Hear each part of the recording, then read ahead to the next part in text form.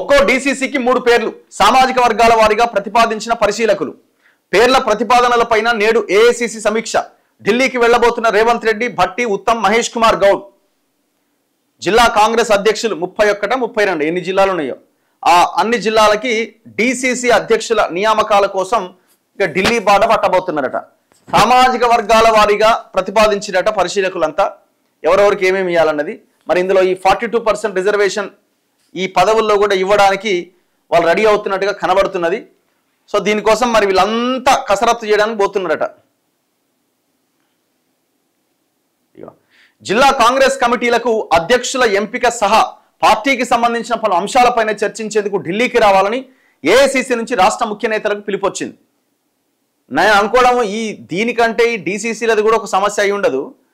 వీళ్ళు ఈ మధ్య తన్నుకుంటున్నారు కదా బాగా. కొండా సురేఖది, రేవంత్ రెడ్డి పొంగులేడిది అండ్ వేం నరేంద్ర రెడ్డిది ఒక ఇష్యూ జరిగింది మొన్న. దాని తర్వాత నిన్న జూపల్లిది ఇది నడుస్తున్నది వ్యవహారము. ఇది మన లిక్కర్ బాటిల్స్ మీద హాలోగ్రామ్లకు సంబంధించి. అంతకుముందు ఏదో జరిగింది కదా, జీవన్ రెడ్డి తోటి జరిగింది. ఇట్లా మంత్రుల మధ్య సఖ్యత లేకపోవడము ఈ వ్యవహారాలన్నీ కూడా ప్రధాన కారణంగా కనిపిస్తా ఉన్నాయి. మొన్న కొండా సురేఖ ఎపిసోడ్ అయితే పీక్స్కి వెళ్ళింది. సో మరి ఆ అంశాల మీద కూడా డిస్కషన్ జరిగే అవకాశం ఉంది.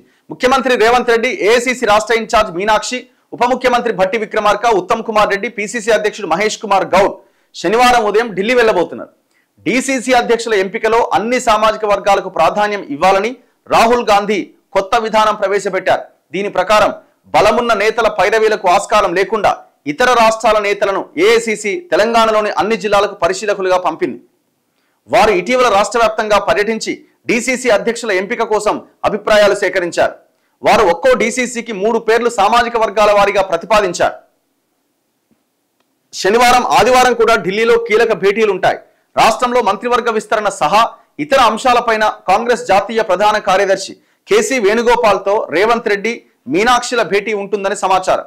ఇతర ముఖ్య నేతలు కూడా పాల్గొనే సమావేశంలో పార్టీ, ప్రభుత్వం, మంత్రుల పనితీరు తదితర అంశాల గురించి చర్చిస్తారని కాంగ్రెస్ వర్గాలు పేర్కొన్నాయి. ఒక్కో వర్గం నుంచి ఒక్కో నేతను ఎంపిక చేసిరట.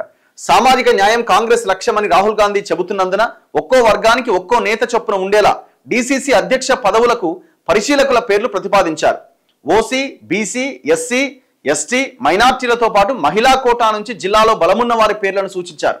బీసీలకు 42% రిజర్వేషన్ల అమలుకు రాష్ట్ర ప్రభుత్వం గట్టి ప్రయత్నాలు చేస్తున్నందున ఈ పదవుల్లో కూడా ఇదే కోటా అమలుకు పార్టీ వర్గాలు పరిశీలిస్తున్నాయి. ఈ పదవిలో 3 ఏళ్లకు పైబడి పనిచేస్తున్న వారిని తిరిగి ఎంపిక చేయవద్దని ఏఐసీసీ నిర్ణయించింది.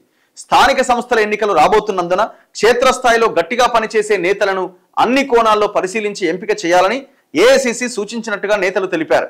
త్వరలో ఎంపిక పూర్తి చేసి పేర్లను అధికారికంగా ప్రకటిస్తామని మహేష్ కుమార్ గౌడ్ చెప్పారు. సో ఇట్లా వీళ్ళు డీసీసీ అధ్యక్షుల నియామకం మీద అండ్ మంత్రివర్గ విస్తరణ మీద కూడా చర్చ ఉండే అవకాశం ఉందట. 2.5 ఏళ్ళు అవుతుంది, 3 మంత్రులు ఇంకా పెండింగ్ ఉన్నారు. 2 ఏళ్ల వరకు 6 మంత్రి పదవులు ఖాళీలతోనే ముఖ్యమంత్రి నడిపించిండు. ఇప్పటి వరకు విద్యాశాఖ లేదు, మున్సిపల్ శాఖ లేదు, హోంశాఖ లేదు. హోంశాఖ అనఫీషియల్గా వేం నరేంద్ర రెడ్డికి అప్పచెప్పిండు. మరి విద్యాశాఖ ఎవరికి అప్పచెప్పిండు? మున్సిపల్ శాఖ ఆయనే ఉన్నది. కీలక శాఖలను ఆయన దగ్గరనే పెట్టుకున్నాడు. ఎందుకు ఇవ్వలేకపోతున్నారంటే అలా తానుకుంటున్నారు, నాకు కావాలని. ఇప్పుడు మీరు డీసీసీ అధ్యక్షుల విషయంలో 42% అమలు చేయాలనుకుంటున్న మీరు మంత్రివర్గంలో కూడా అమలు చేయాలి కదా. మరి ఇప్పుడు ఏ సామాజిక న్యాయము ఎవరెంత జనాభా వాళ్ళకంత వాటా రాహుల్ గాంధీ ఎవ్రీడే చెప్తున్నాడు కదా, రాజ్యాంగాన్ని పట్టుకొని దేశమంతా తెలంగాణ రోల్ మోడల్ అంటున్నాడు కదా. మరి ఇక్కడ పూర్తిగా ప్రక్షాళన జరగాలి కదా. పార్టీ పదవుల్లో దగ్గర నుంచి పాలన, మంత్రివర్గ విస్తరణ విషయంలో కూడా జరగాలి కదా. మంత్రివర్గంలోకి మరో 3 తీసుకోవడానికి అవకాశం ఉన్నది. దీనిపై కూడా ముఖ్యమంత్రి రేవంత్ రెడ్డి అధిష్టానంతో చర్చించి తుది నిర్ణయానికి వచ్చే అవకాశం ఉంది. ఉమ్మడి నిజామాబాద్ జిల్లాకు ఇప్పటికీ మంత్రివర్గంలో ప్రాతినిధ్యం లేదు. సీనియర్ ఎమ్మెల్యే, మాజీ మంత్రి సుదర్శన్ రెడ్డికి అవకాశం కల్పించాలని ముఖ్యమంత్రి గట్టిగా కోరుతున్నాడట.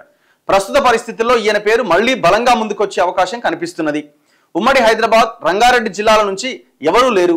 అజారుద్దీన్ ఎమ్మెల్సీగా నామినేట్ చేస్తూ నిర్ణయం తీసుకొని మంత్రివర్గం సిఫారసు చేసినా ఇంకా గవర్నర్ ఆమోదం పొందలే. 4 రోజులకు పైగా గవర్నర్ వద్దే పెండింగ్ లో ఉన్నది. ఎమ్మెల్సీల కేసు సుప్రీంకోర్టులో ఉన్నందున అక్కడ ఏదో ఒకటి తేలే వరకు గవర్నర్ నిర్ణయం తీసుకోకపోవచ్చని తెలుస్తోంది. మైనార్టీలకు అవకాశం కల్పించాలంటే అజారుద్దీన్ తో పాటు షబ్బీర్ అలీ కూడా ఉన్నారు. గత విస్తరణలో తనకు అవకాశం కల్పించలేదని కోమటిరెడ్డి రాజగోపాల్ రెడ్డి అసంతృప్తితో ఉన్నారు. ఉమ్మడి రంగారెడ్డి జిల్లా నుంచి కూడా గట్టి పోటీ ఉన్నది. వీటన్నింటినీ పరిగణలోకి తీసుకొని తుది నిర్ణయానికి వచ్చే అవకాశం ఉన్నది. మరి ఈ సమావేశంలో వస్తుందా అంటే నాకు డౌటే. ఇప్పుడు నెక్స్ట్ రాబోయేది జూబ్లీహిల్స్ బై ఎలక్షన్ ఉంది. అప్పటి వరకు నిర్ణయాలు ఉండయి. అయిపోయిందా? అది అయిపోగానే ఇప్పుడు వీళ్ళు మీటింగ్ పోయి ఏమైనా డిసైడ్ చేసి ఏం రారు. ఇప్పుడు ఆ లిస్ట్ కూడా ఏమి అనౌన్స్ కాదు. ఎందుకంటే జూబ్లీహిల్స్ బై ఎలక్షన్ ఉంది. అది చాలా కీలకం వీళ్ళకి.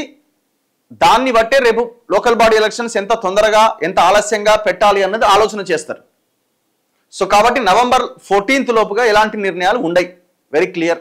దాని తర్వాత లోకల్ బాడీ ఎలక్షన్స్ పెట్టాలి అని అనుకున్నప్పుడు ఇమీడియట్గా అప్పుడు కూడా ఈ నిర్ణయాలు ఉండవు. ఎందుకంటే మళ్ళంతా కంపకంప అవుతుంది.